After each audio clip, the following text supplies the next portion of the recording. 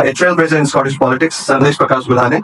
He is the first Hindu and the first man of Indian descent to be elected to Scottish Parliament. When I was 18, I was given this opportunity to maybe become a fighter pilot. Oh, that on the RAF and be a fighter pilot.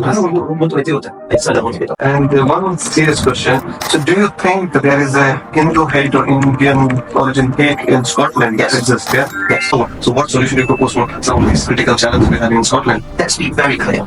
Number one, what is the Scottish government responsible for? And number two, one, he's from Mumbai, it's got to be Tendulkar, so it's got to be, Maharashtra, so it's got to be. But from the current school, you've got Kohli, who's obviously a big superstar. So what is that you do outside your day job? I mean, really boringly, it's such a boring thing, it's my kids. I actually like my kids. I remember, but Mr. Kohli, and he came out. That's a very big picture. The audio, I'm not right. Oh, yes. You know, because the Downing Street's a big deal. Yeah. And having that in India do something like that. Yeah, that's amazing. There's the seat of power. Yeah.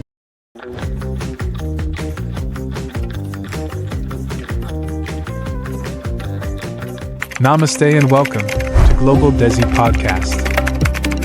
To celebrate the incredible journey of the 30 million global Indians settled outside India, we're here to shine a light on the extraordinary stories of people from all walks of life.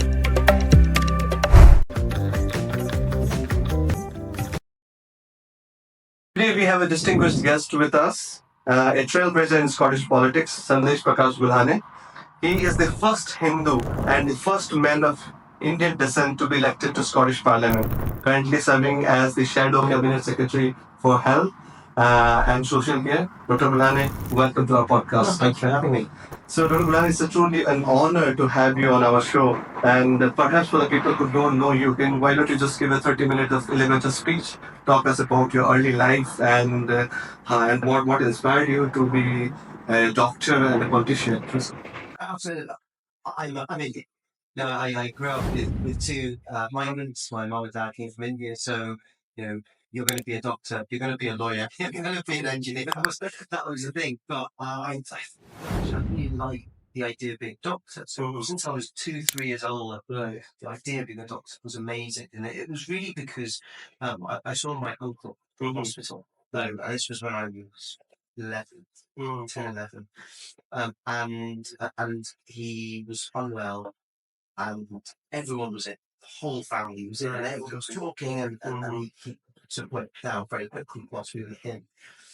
Was it in England? He's in England, yeah. And then when that happened, all the lights started flashing, and the nurses came running in, and we were still arguing and shouting. And then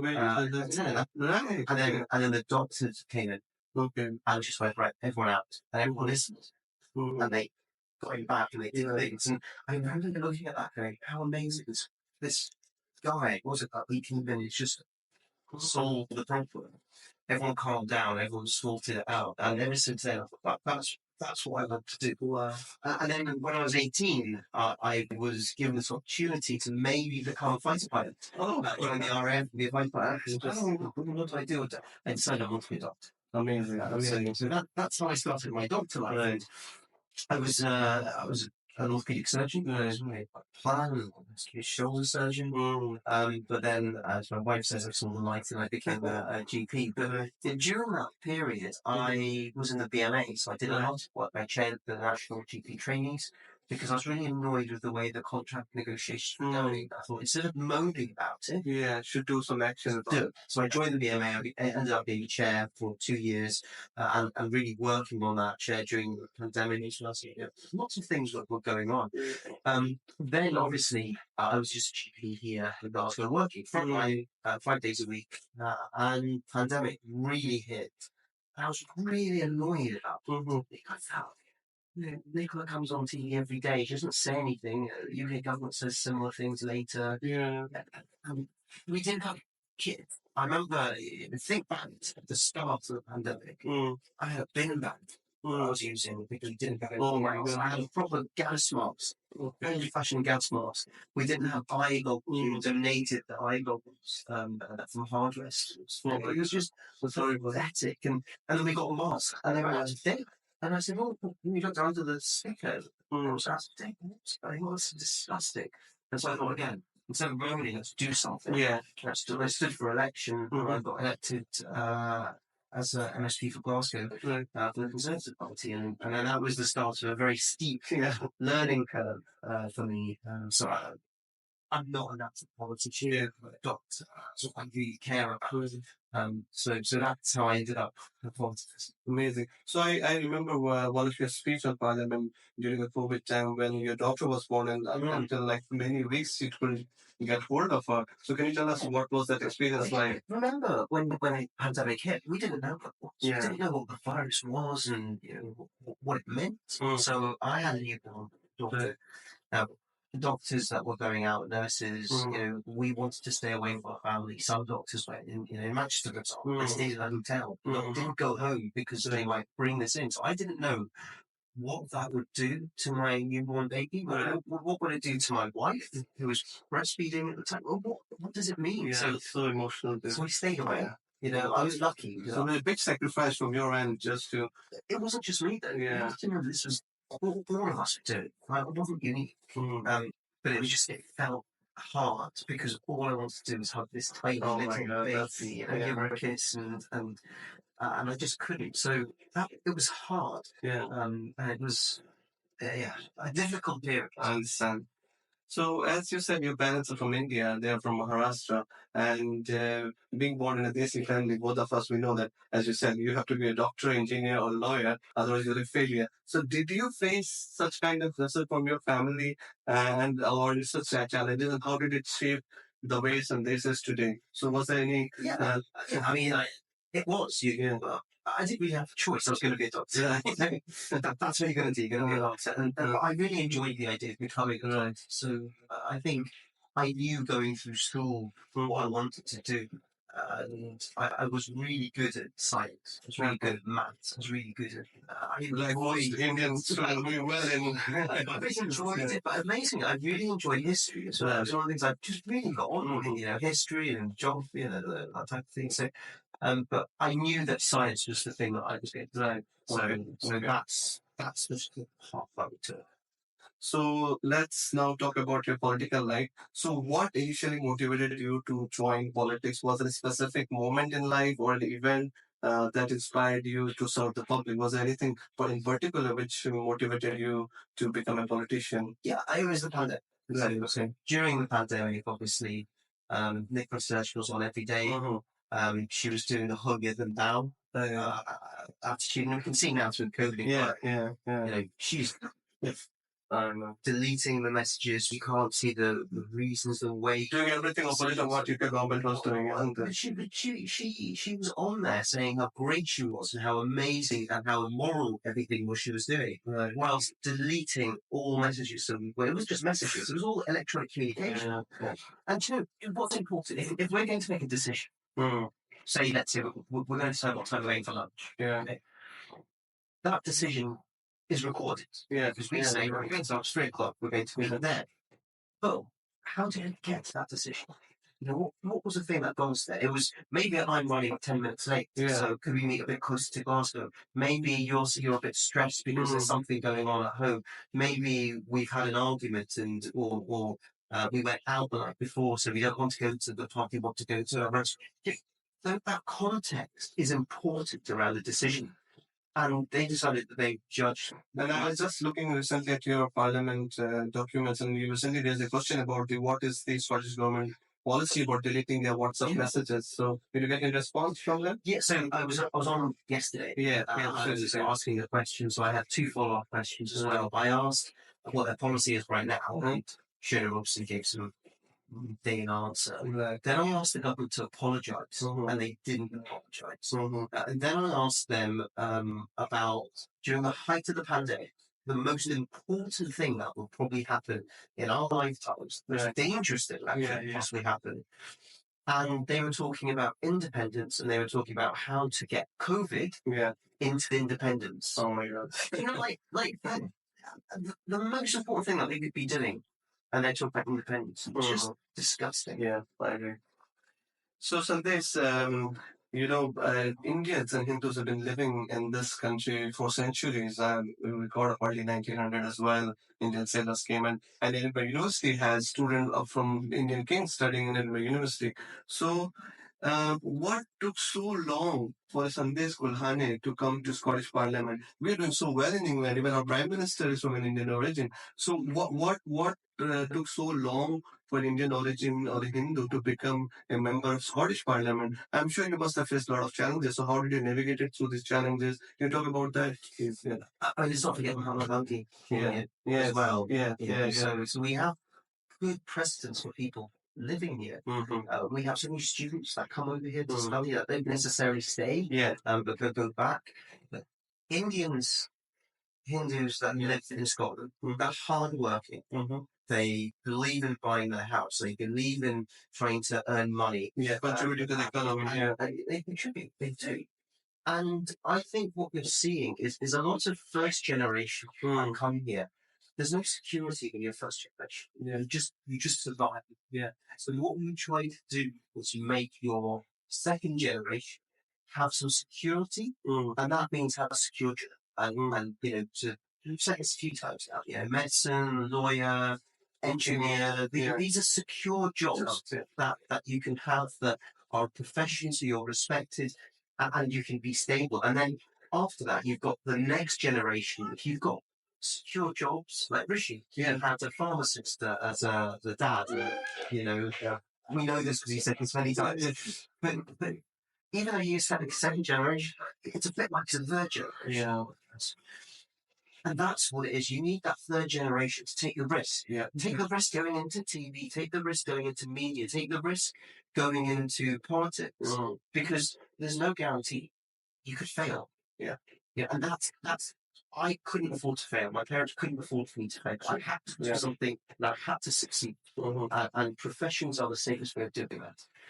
But when you're a third generation, and my kids are very lucky, they've got the ability to do what they love. Yeah. Maybe not make it, maybe fail, maybe change their mind. But they have got those securities. Security. And that's what I think is holding us back. And that's why I couldn't stay for so long. Yeah. The Indian community in England is more established, it's bigger, and you've got people who are going into politics, you've got people able to make that jump. Yeah. And Rishi in particular, he's a self-made man. Let's not forget. He wasn't poor by any stretch of the imagination, but he went off. He learned how to do economics. He learned how to work. He earned money. He paid his taxes, and he's a self-made man.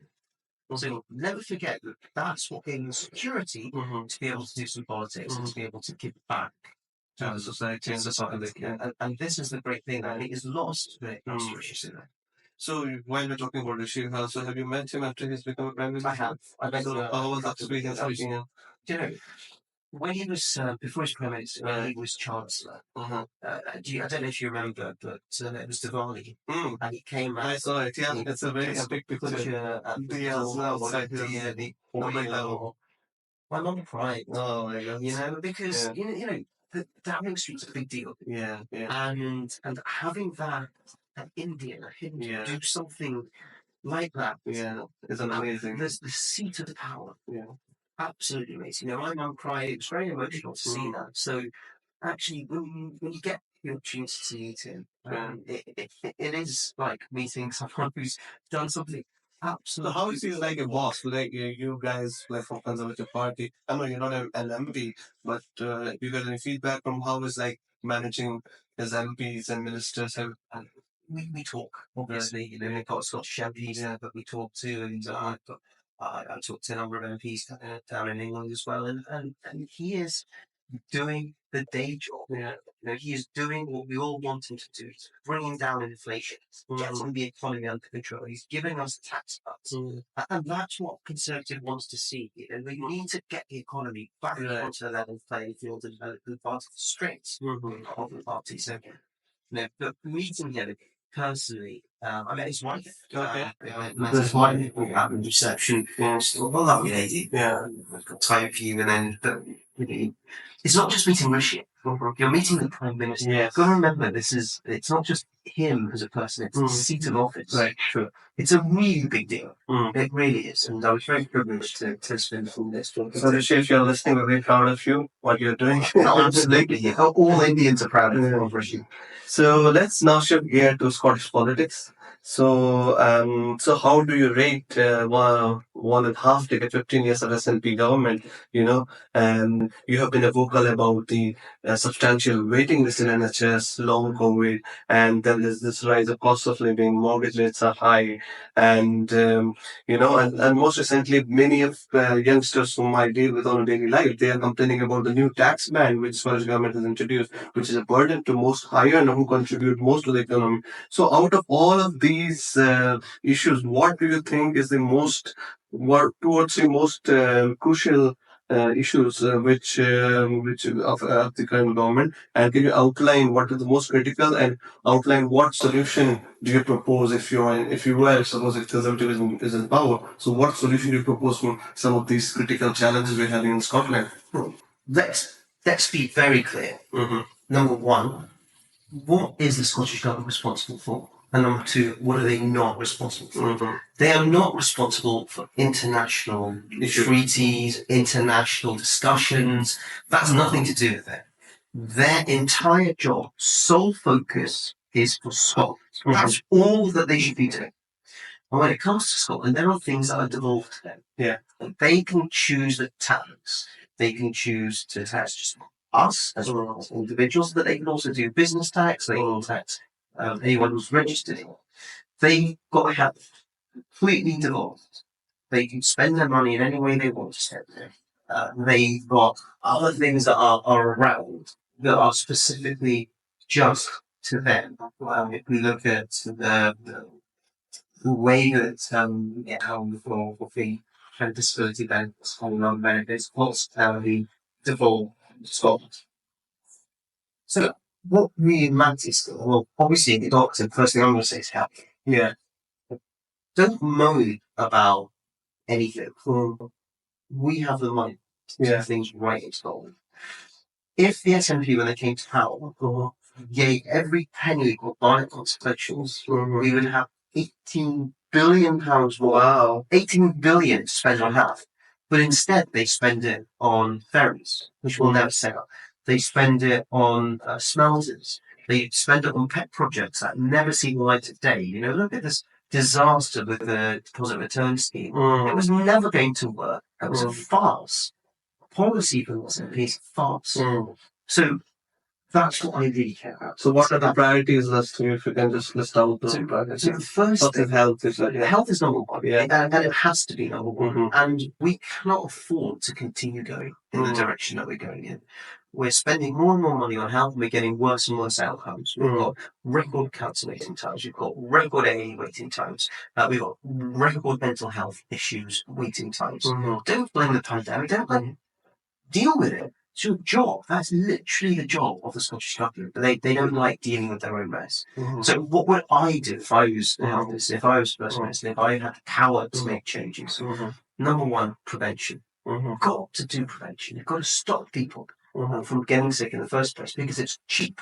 Not only is it cheap, but actually it's better for the person. Right. So, for example, let's talk about dentists.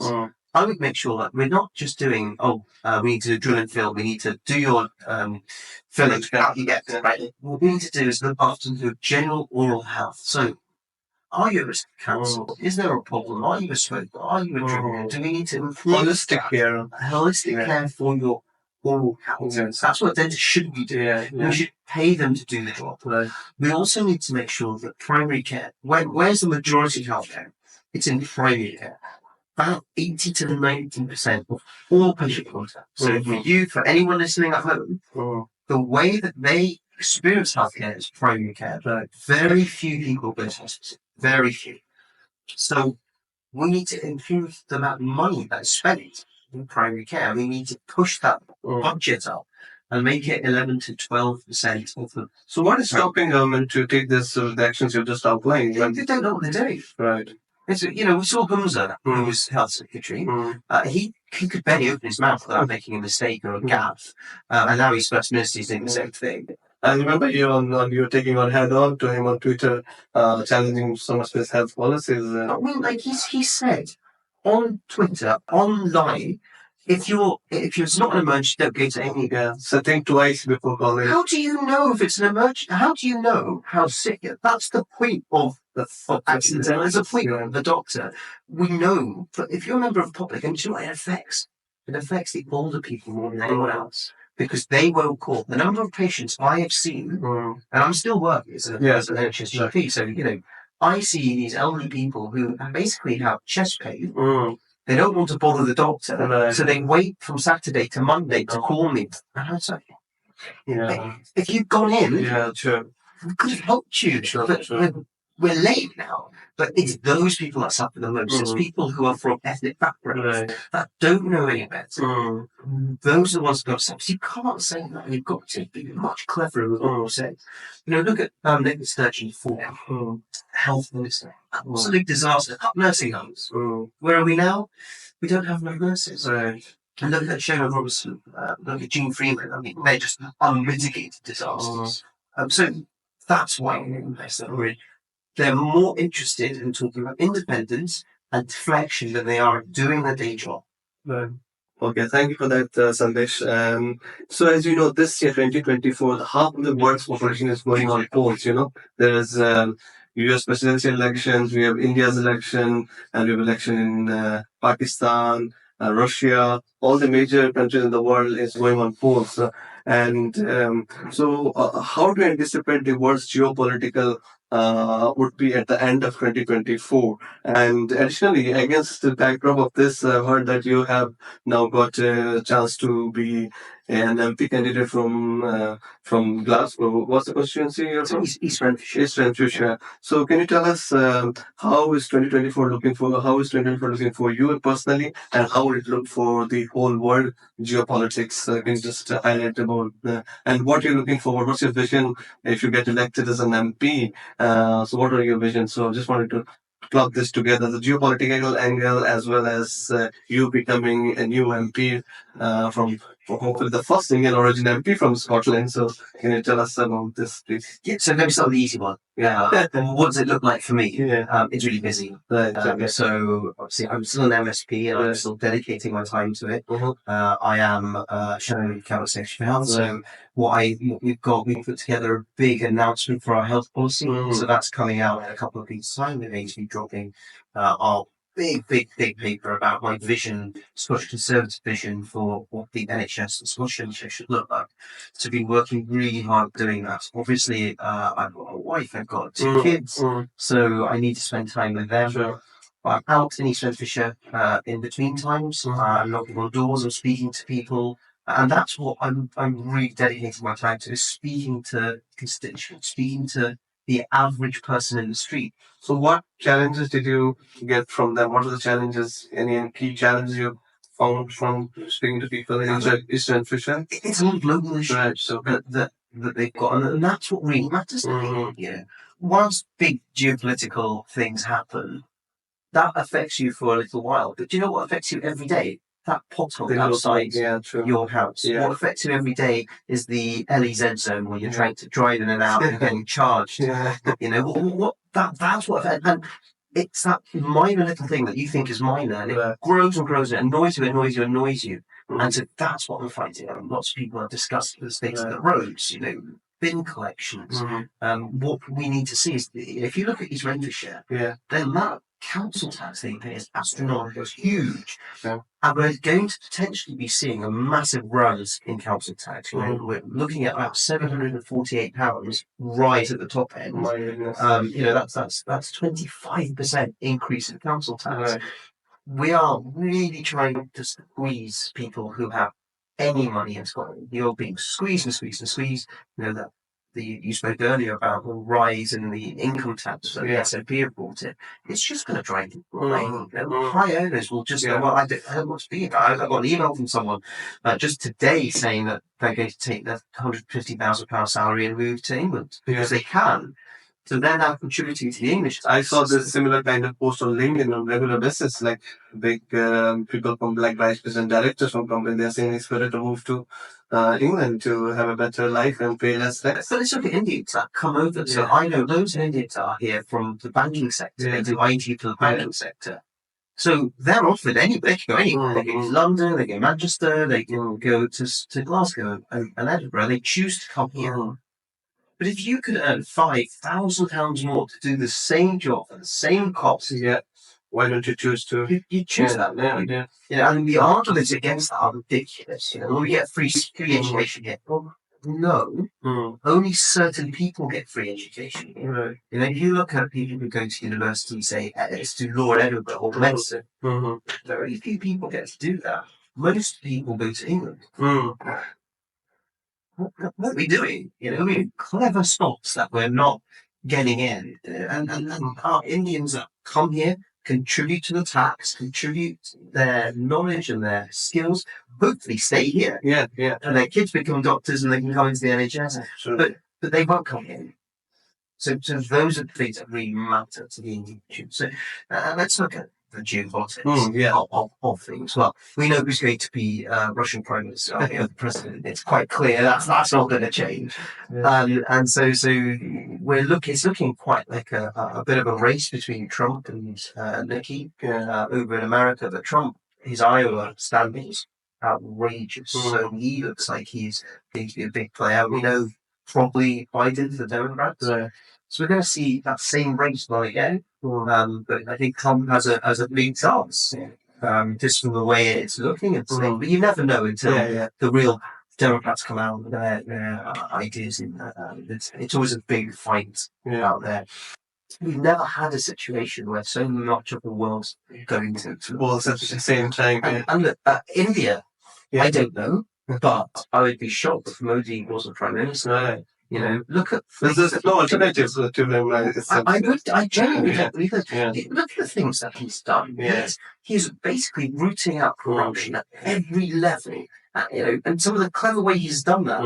You need a bank account because he reduced the banknotes. He said, "Well, we're not going to have big banknotes. So if you're going to take a bribe of say a lakh, you're going to have this big case. What are you going to do with that? Before there's a small amount of money, and then you've got to put that money into your bank account now. So all this black money with cash is gone away. It's going. I'm speaking to some cabinet ministers from India, speaking to ministers from India, and they said they've never worked as hard. They don't get to go on foreign trips. Because if you're going on a foreign trip, Prime Minister Modi wants to know why you're going. He wants to know what you're doing, why you're not in India working. You can see his party is doing such good. And certainly, I would be shocked if he was Prime Minister. I think he's a Prime Minister as long as he wants to. I think so. So we've got a lot of stability across the world. What happens here, we've never seen a big election like that with the UK. I don't think America, India, Russia have real, their election cycle isn't going to affect our elections really. So coming back to the general election in UK, so how do you see? Because as per the if you call political pundits, they are rooting for Labour as going to form the government more likely. So how do you see that the Conservative coming back? Is there some hidden things in the pocket of Conservative trying to put forward to win the next election? Or what is that, do you think, of a Conservative Party? Well, let's look at Scotland first. First and foremost, we are the second place party in so many different seats up and down Scotland. East Renfrewshire. We are just behind the SNP. Labour are nowhere. People who vote for Labour at this general election in East Renfrewshire are simply going to let the SNP in. It's not going to work. And so I think up and down the country, you're going to see more Conservatives elected in Scotland. I think if you look at England, so you've got this big move towards Labour that we're seeing right now.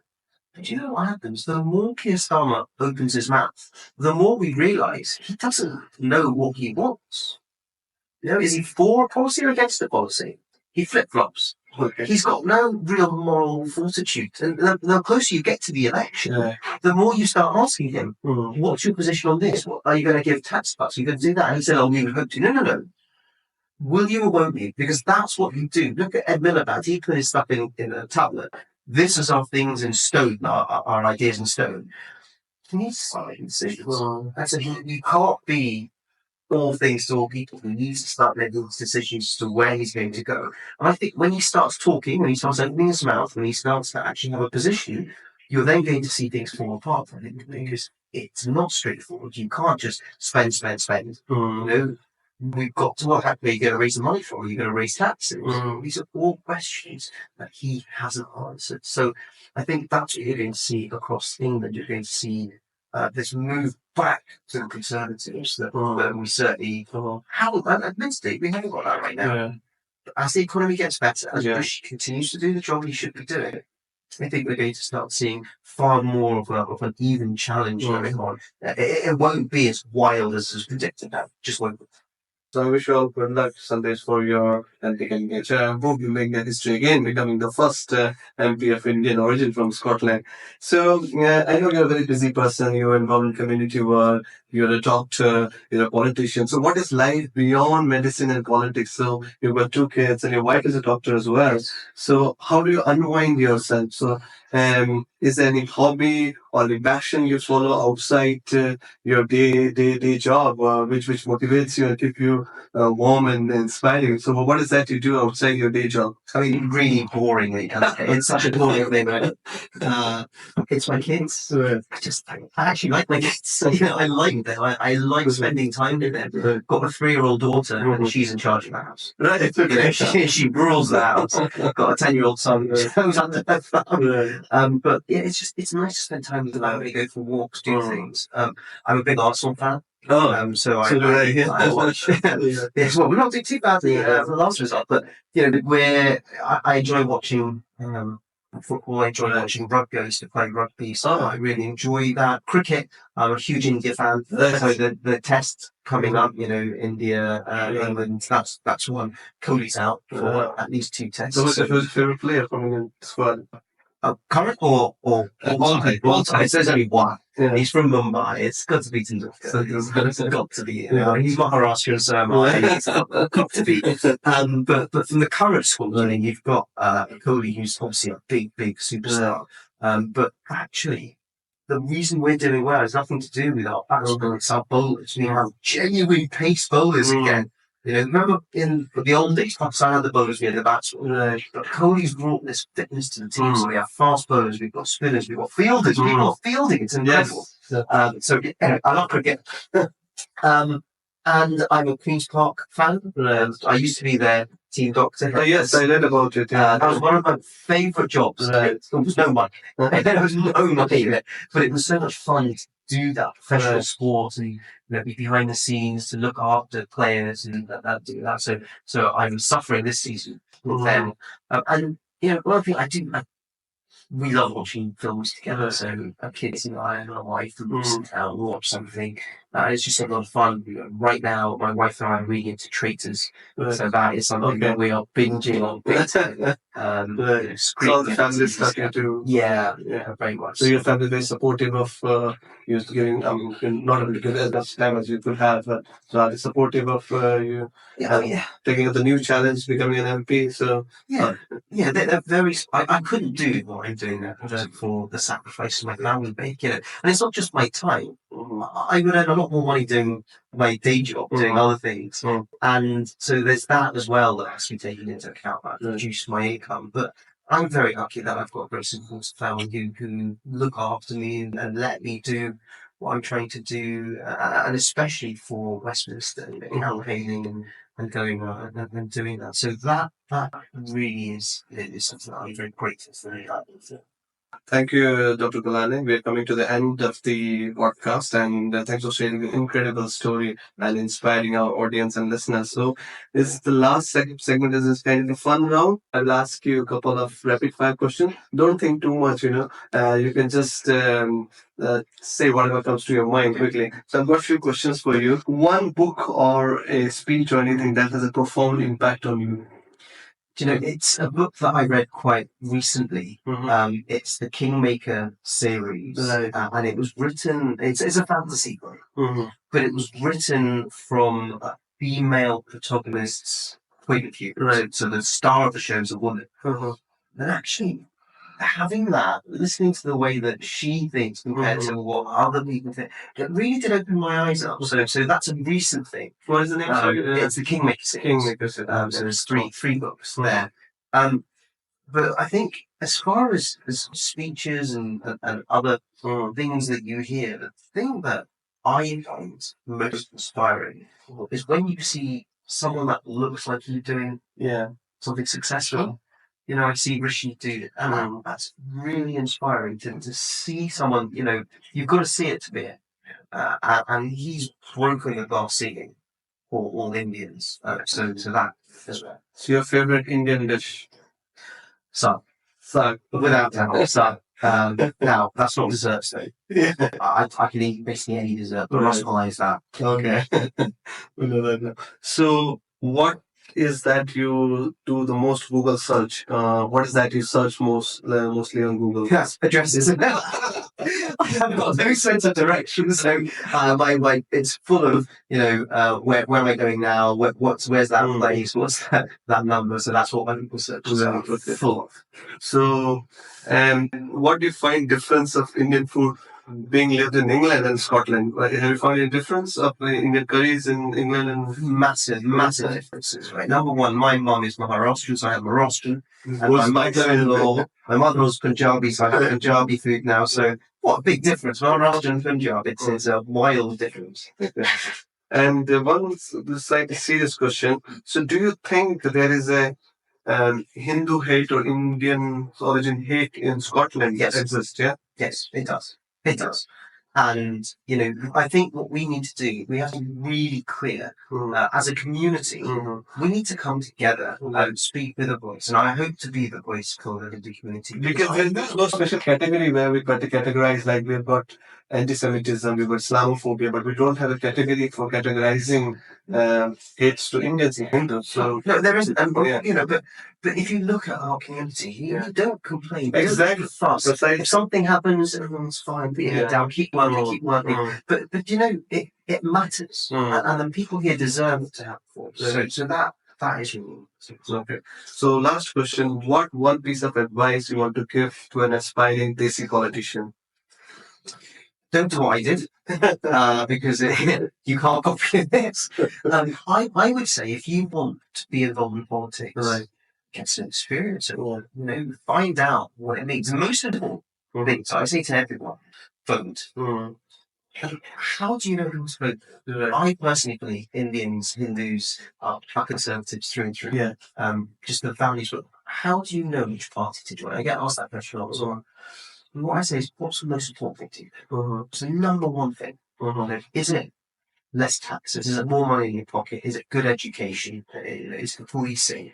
What is it that matters to you? And then you match that to a party. And then what's the next most important thing? And you keep matching to parties until you find the party that you agree with. Now, I think for Indians, it's the Conservatives, because it's low tax, small government, good police, that do their job and take criminals away and off the street and punish criminals. That's Indian values. Owning your own house, working hard. These are Indian values. These are conservative values. So I firmly believe that Indians are conservatives. It's just when we first got here, a lot of us voted Labour without thinking about it. But now I think there's a shift. We're shifting. We're conservatives, and we need to go out and we need to just get Indians more involved in politics. That means joining your local party. It means voting for the person that, why is it taking so long for me to get here in Scotland? It's because if we don't have lots of Indians as members of the party, then you don't vote for the Indian that's there if you think they're any good. So be a member of the party, be vocal, be active. And that way, it's not just you, but you'll get other people through. You'll get the person you want to get through that runs your association. So absolutely get involved. So that's a wrap for the rapid fire. Thanks for playing along. So one might key take away from this interview, Sandesh, is that you are a very action oriented person. Instead of sitting down and complaining, you take actions. So I think this is what I would like to young generations to get inspiration from this podcast is that take actions. Don't sit down and complain. If you want to change the government, if you want to change something, step out and do something about it. So thank you so much, Sandesh, for having time with us and joining our podcast. And hope to I wish you all the best for your next election. Thank you very much.